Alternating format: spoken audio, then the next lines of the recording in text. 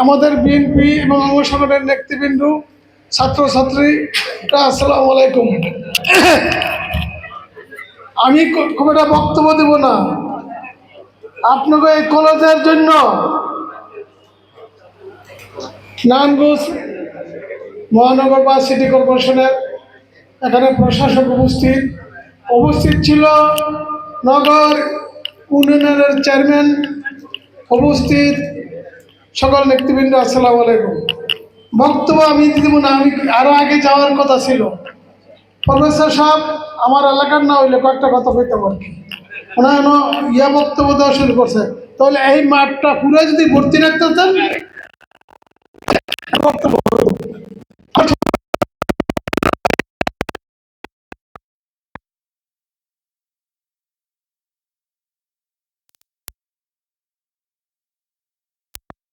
ময়না আপা এখানে উপস্থিত আছেন, আমাদের মুরব্বী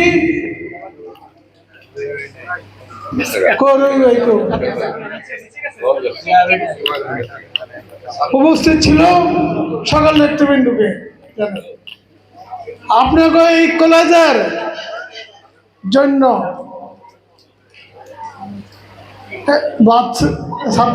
ছাত্রীরা আসা যাওয়ার জন্য একটা বাসের দরকার এবং শিক্ষক শিক্ষিকাদের জন্য একটা মাইক্রো বাসের দরকার।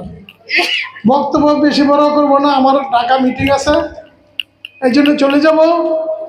আমরা আমাদের প্রশাসক, সিটি কর্পোরেশনের প্রশাসক সহ আমাদের জেলা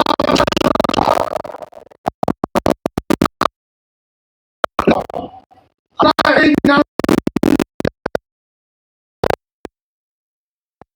সমাধান করার জন্য আমরা চেষ্টা করব। পাশাপাশি সিদ্ধিরগঞ্জে আমার কয়েকটা নির্বাচনের আগে ওয়াদা প্রতিশ্রুতি ছিল, এটা আপনারা জানেন। হাসপাতালের 50 শয্যা হসপিটাল কিন্তু পাশ হয়েছে। এখন এটা একটা মারতে কি জানি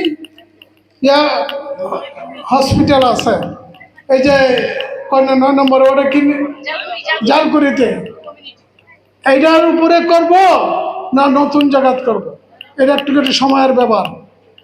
আর খেলার মাঠ সম্বন্ধে আপনারা জানেন, বর্তমান প্রধানমন্ত্রী তারেক রহমানে প্রতিটি স্কুলের একটা করে খেলার মাঠ করতে গেছে, বা প্রতি ওয়ার্ডে একটা খেলার মাঠ করতে গেছে, বলছে না? ইনশাল্লাহ সিদ্ধিরগঞ্জ পর্যায়ক্রম হবে।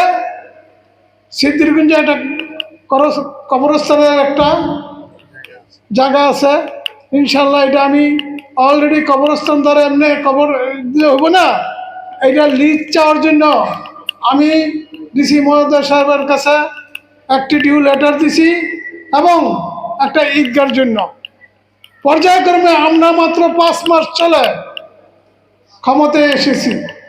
আপনারা জানেন দেশ নিয়ে বহুত ষড়যন্ত্র চলছে না? এই ষড়যন্ত্র মোকাবিলা কইরা ইনশাল্লাহ আমরা এই দেশের উন্নয়নের জন্য, আপনারা জানেন কিন্তু এই বিগত সরকার আমরা কেন বিপদে পড়ছি, গ্যাসের কেন বিপদে পড়ছি, বিদ্যুতের 1000 ফুট মাটির নিচে দা পাইপ লাইন টেনে ভারত নিয়ে গেছে। আপনারা ফেসবুকে দেখছেন? হ্যাঁ, কারণ এগিয়ে আমরা অলরেডি ভারতের লাইন চীনের সহযোগিতায় আমরা ক্যান্সেল করছি, লাইন কেটে দিছি।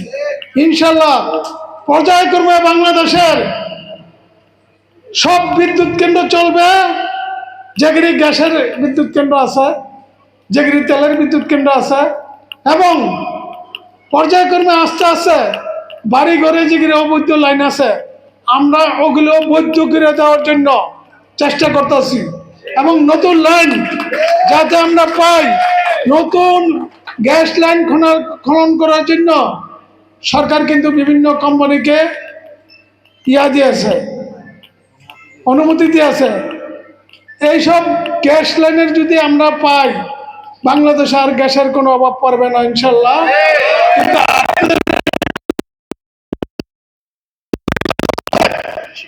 আমরা শিক্ষার মান, শিক্ষা ক্ষেত্র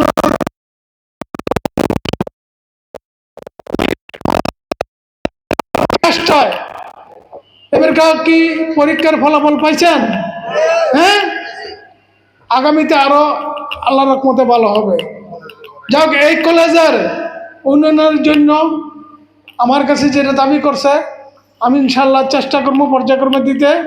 এছাড়াও আরও যেন এই কলেজের উন্নয়ন হয়, সেটার জন্য আমাদের সিটি কর্পোরেশনের প্রশাসক, আমাদের নগর ইউনিয়নের চেয়ারম্যান, আমি তো আছি, ওই যদিও আমি কিন্তু আপনাকে এমপি, আমি খোঁজাবো এনে দেবো। এটার মালিক হবো কেটা জানেন? এই যে আরে ভাই, দুইজন তো একই, আমরা মুদ্রার এপিট আর ওপিট। ঠিক আছে, আমি কিন্তু 4 জনের নাম ওই লইছি না, 3 জনের লইছি। আরেকজনের নাম ভাই আছে, জেলা প্রশাসক, জেলা প্রশাসক সহ জেলা পরিষদ।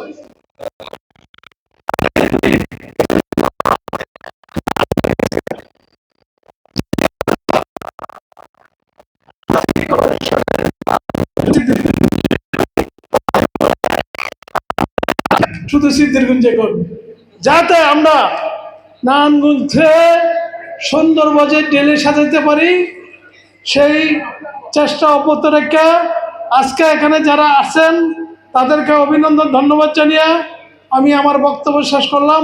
আল্লাহ হাফেজ। বাংলাদেশ জিন্দাবাদ, বাংলাদেশ জাতীয়তাবাদী দল জিন্দাবাদ। আমাদের চেয়ারম্যান